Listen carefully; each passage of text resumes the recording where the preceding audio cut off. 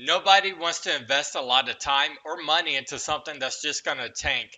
And unfortunately, we've seen a lot of NFT games over the past couple of years just completely tank. So I figured in this video, I would say the top three things any NFT game needs to do for longevity. And surprisingly, none of them have anything to do with tokenomics. And then I'm going to tell you what I think is an MMO NFT game that checks off all three boxes and why I think is pretty much the perfect game when it comes to longevity. But first, my name is Duyo, and if you're into earning money while playing video games, then go ahead and subscribe to my channel because that's all we talk about here. And then if you want to join a Discord community of other gamers who want to earn money playing video games, join my Discord. There'll be a link in the description below. We'd love to have you. But let's dive on into the video. So, starting off, the number one thing that any NFT game needs for longevity is the game needs to be fun. Like, it's a game. We're there to have fun. And sure, you can draw in the crypto crowd that wants to be earning and they might have your attention to begin with. But if you have a trash game that can't draw in more player base, like more gamers, then eventually these crypto people, they're gonna lose interest with the boring game or move on to the next game, the next big win, because that's where their mindset is. If you have a game that's built for gamers, guess what? Gamers will come whether they're earning or not. And when you have a stable player base, then you have a stable economy, and then your tokenomics could actually work. Crazy thought, you make a game for gamers, not for crypto investors. And then when these gamers can earn a little bit on the side, that's just an extra perk, but they're there for the game. And the bigger the game gets, the more people are earning, then you can draw in more attention and get a bigger crowd. But just focus on your main player base first, and literally the rest will take care of itself if you have players. The number two thing any NFT game needs to succeed in the long term is a sense of community.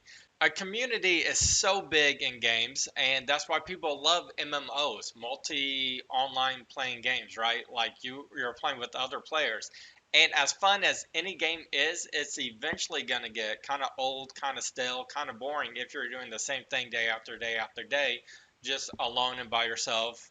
But when you have friends to play with, when you have somebody to interact with while you're doing it, it's just that much better, that much funner, that much more entertaining. And I've been playing games for years. And I know there's been days in Shia when I just log in and I'm just talking to the my friends, just hanging out around town, talking to the people that I've been playing this game with for the past like 5 years.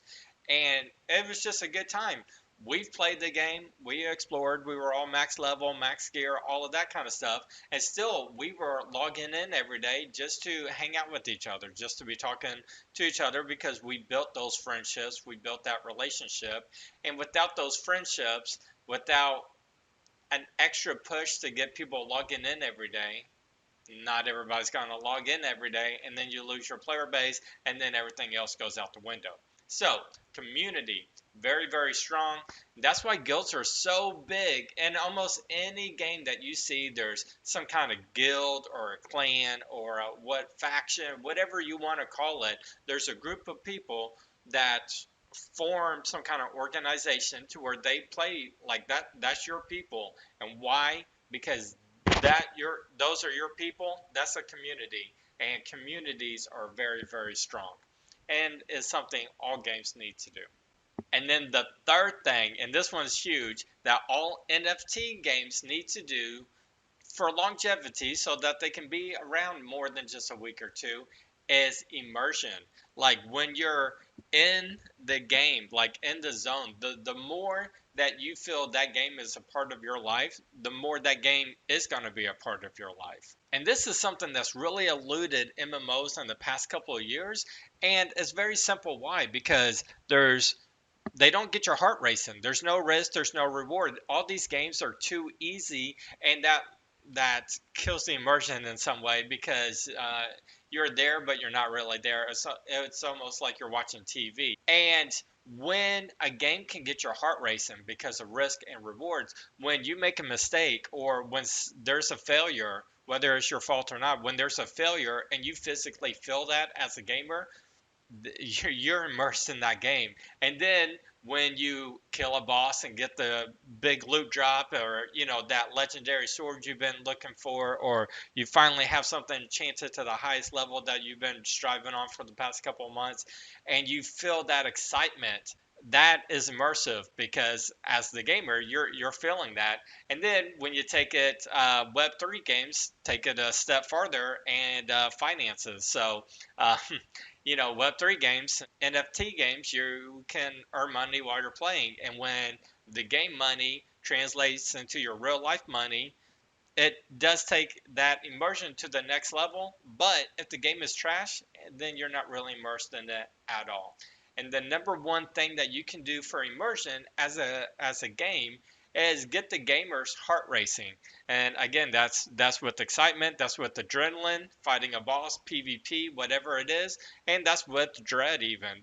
When you're trying to craft that legendary sword and then it breaks and your heart just drops because you just wasted millions and millions of gold that you've been farming for the past couple of months, and it's just all out the window because it broke. Something like that, because without those risks, then it's not exciting when it does go through. And the games now, you can level up all the way to max level, get max gear, solo. And when you can't feel anything while you're playing the game, then why do you even play the game? And the thing that most NFT game developers don't realize is if you take care of these three things, the tokenomics and everything else will pretty much just take care of itself. The basic rule in the economy is supply and demand, and if there's no player base for that demand, then it don't matter what your supply is. There's no demand. The price tanks. As the price tanks, everybody exits. Your game's done. So that's the approach most NFT games focus on, is the tokenomics. You always see them talking about their tokenomics. Well, guess what? Without a player base, it don't matter what your tokenomics is. So how about you focus on your player base and you focus on these things like making the game actually fun to draw players in, building a sense of communities to keep the players around, and the immersion so that the players can feel something, so that they feel that the game is part of their life, which when you hit that level, your game is doing something right. And that's something these games have been doing very, very wrong for a very long time. And guess what? That's why there's been nothing that's really worked out yet. But there is a game that I believe checks all three of these boxes, and that's why I'm so excited about this game, and that would be Mirandus. And if you've seen other content on my channel, you know I'm very excited about Mirandus, and one of the reasons is because it does check off all three of these boxes. So unlike other Web3 games, Mirandus is going to be developed by like an actual team of developers who have developed pretty much any MMO that you can think of, and then like the game's going to be fun enough that players will just want to play the game whether they're earning something or not. And of course, earning something is going to be that icing on the cake, but it's just the fact that we're playing a game that's fun, and you know regular players would actually want to play this game. And the game's already been fostering a sense of community with the guilds that have been forming and the Discord conversations we've been having. But at the same time, the game's going to be hard. It's not going to be like all of these other super easy, almost autoplay MMOs that are out there right now. The game's actually going to require you to play with other people. And when you're in those hard battles day after day with each other, that's when relationships form. That's when friendships form. And when you have those friends, you're going to log in every day to hang out with your friends. That's exactly what happened with Shaya.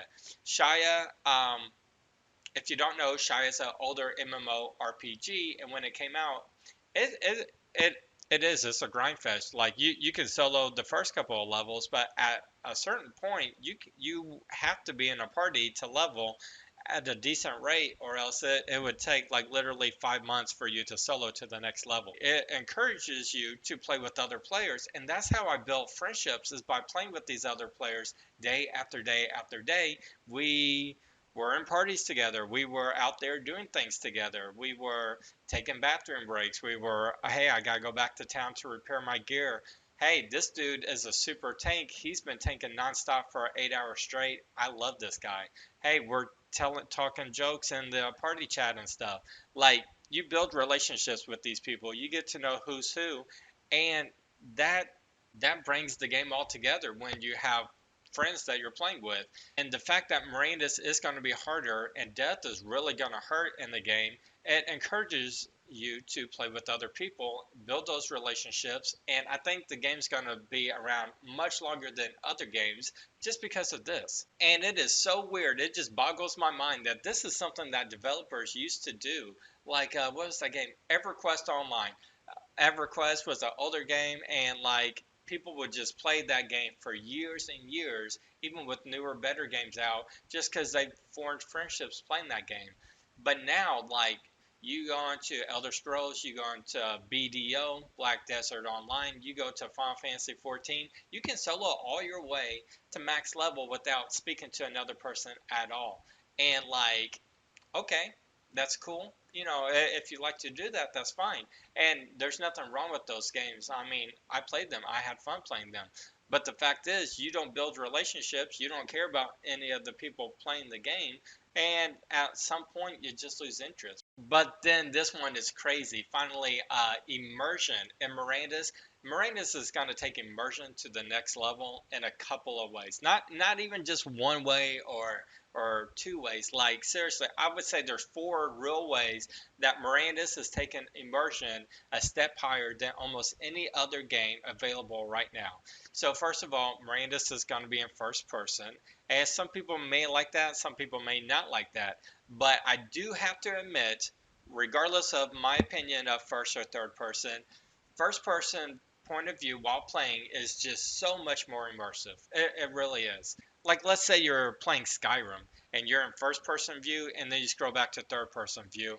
It's still fun. It's still okay. You got the better vantage point of everything, but it is less immersive. It's just so much more immersive in first person. I will have to admit that. But secondly, high risk, high rewards, wins that you're going to feel as a player and losses that you're going to feel as a player. So first of all, we'll go with the losses. Start with the bad first. Death is going to hurt a lot. So there'll be masteries, and when you die, like you lose masteries, so that's a lot of the time that you spent playing. You just lost all that time because you get knocked back down. Or you can spend Materium to offset that. Materium, that's their token. That's their tokenomics. That's the thing that you can earn real life money playing is by collecting Materium. And if you have to spend it all while you're dying, I mean, you're gonna feel that. So death is gonna hurt. You're gonna feel it. You're gonna want to do everything that you can to not die, because you're either losing a lot of time or a lot of money. And I'm not just talking about game money, real life money. Like you're gonna feel it as a player. So it's gonna hurt. But just that feeling, that connection with the game when you do die and it does hurt, it takes immersion to a next level. But the same thing with the wins. There's going to be bosses that drop literally thousands of dollars in Materium or item drops. That is something you're going to feel as a player, and that is a connection that you're going to have in with the game. And when the game finances your real life, that's a whole nother level of immersion because what you're doing in the game impacts your real life. You know, you're killing this boss. You're killing all these monsters, earning this Materium, and it does pay for this bill or your Netflix subscription or whatever it is. So when you can do things in game and win real life rewards like that, that's another level of immersion. And then when you can win extreme rewards like thousands of dollars worth of drops or just straight up Materium, that I mean, there's no other game right now that can be as exciting as that. And then another way, because I said there's four ways where Mirandus is taking immersion to a next level that no other game is doing. There's not going to be any kind of typing system, so you're not going to be typing out in like World Chat, Chat. You're going to be voice talking to everybody. And so just having real life conversations with people, I think will bring another level of immersion. It could go good, could go bad. You know, let me know your thoughts in the comments about that. But just the fact that if you're talking to somebody, it's a real life conversation rather than something you're reading on the screen, I think that's going to make the game much more immersive, especially when you bring in the first person point of view. I think it'll come together quite nicely. So going back to the topic of the video, with all these three things combined, I think that makes Mirandus an NFT game with a lot of longevity already built into it because it'll do a good job of drawing gamers in because the game's actually fun. It'll do a good job of making players want to continue logging in once they have logged in, not just with monetary rewards, but by building those relationships and the friendships that we talked about. And when you have players, new players logging in because the game's fun and continues to stick around because they have friends and they want to stick around, then the tokenomics pretty much take care of itself at that point, and it makes the tokens and the NFTs actually worth something because players are actually playing the game. Hey, who would have thunk of that? I don't know why all these developers just can't open their eyes and see that. Like from a gamer's point of view, it's like duh. Like you make a game that's fun and make players want to keep playing. And guess what? Then the tokens and the NFTs are actually worth something. So that's my point of view. And then just with NFTs in general, there's nothing more impactful than a game impacting like your real life finances as well. And so if you want to learn the best ways to maximize how much you can earn in Mirandus, then check out this video. And if you like this video, then don't forget to subscribe. Thank you for watching, and I'll see you in the next one.